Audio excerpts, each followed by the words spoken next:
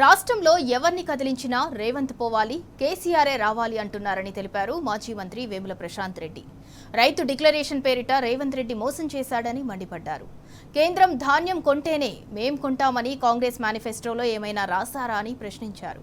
కల్లాల్లో రైతులు పండించిన జొన్నలు కొనమంటే ఫ్యూచర్ సిటీ కడతామంటున్నారని విమర్శించారు. కొనుగోలు కేంద్రాల్లో రైతులు కన్నీటి పర్యంతమవుతుంటే స్థానిక ఎమ్మెల్యే ఎక్కడికి వెళ్లాడని నిలదీశారు. రైతుల బాధలు ఎమ్మెల్యేకు కనిపించడం లేదా అని ధ్వజమెత్తారు. ఇవాళ రాష్ట్రంలో పరిస్థితులు చూస్తా ఉన్నాం. ఎవరిని కదిలించినా, ఎవరిని ఇట్లా అటకాయిస్తే రాలు, అది ఏ గ్రామంబో ఎవరినన్నమో,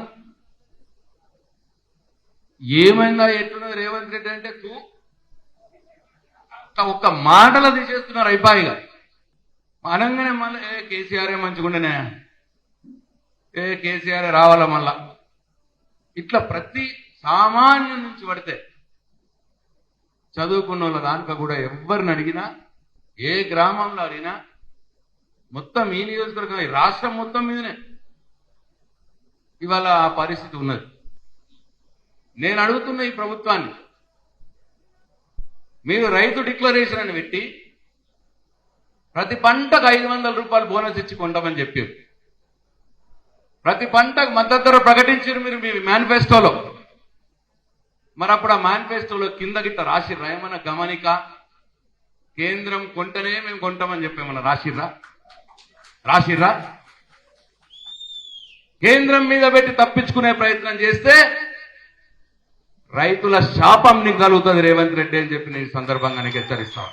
ఇక్కడ జొన్నలు కొండరా నాయన అంటే ఆడ ఫ్యూచర్ సిటీ కడతాడట.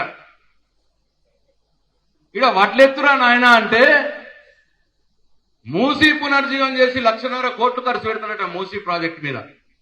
ఇవాళ నేను ఈ వేదిక మీద డిమాండ్ చేస్తా ఉన్నా, 10 క్వింటాలే తీసుకుంటా అంటున్నాం. ఎన్ని క్వింటాళ్లు వండితే అన్ని క్వింటాళ్లు జొన్నలు తీసుకోవాలి, ప్రభుత్వం కొనాలి. ఇప్పటికీ మొదలు కాలేదు.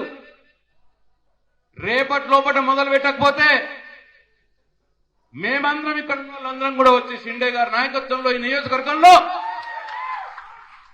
ముట్టడిస్తాం అని చెప్పి నేను ఈ సందర్భంగా ఈ ప్రభుత్వాన్ని హెచ్చరిస్తా ఉన్నా. ఎక్కడ పోయింది మీ ఎమ్మెల్యే? జొండల కుప్పలు కనిపిస్తలేవా? రైతుల బాధ కనిపిస్తలేదా? రావచ్చిగా ఉండు, విచ్చుకుందరా కూసో, జొన్నల కుప్పలు ఎత్తిపించే పని చేయి. లేకపోతే ఎమ్మెల్యే ఇంటిని ముట్టడించే కార్యక్రమం తీసుకుంటుంది బీఆర్ఎస్ పార్టీ అని చెప్పి నేను ఇక్కడ నుంచి హెచ్చరిస్తా ఉన్నా. పొద్దున్న లేస్తే కుంభకోణం, పొద్దున్న లేస్తే దోచుకునుడు, ఇది తప్పించే ప్రజల అవసరాలని ఒక్కటి కూడా తీర్చే కార్యక్రమం వాళ్ళు చేస్తలేరు. మర్చిపోయిన ఇంకోటి, బీజేపీ పార్టీ కూడా ఏం చేసు లేదు.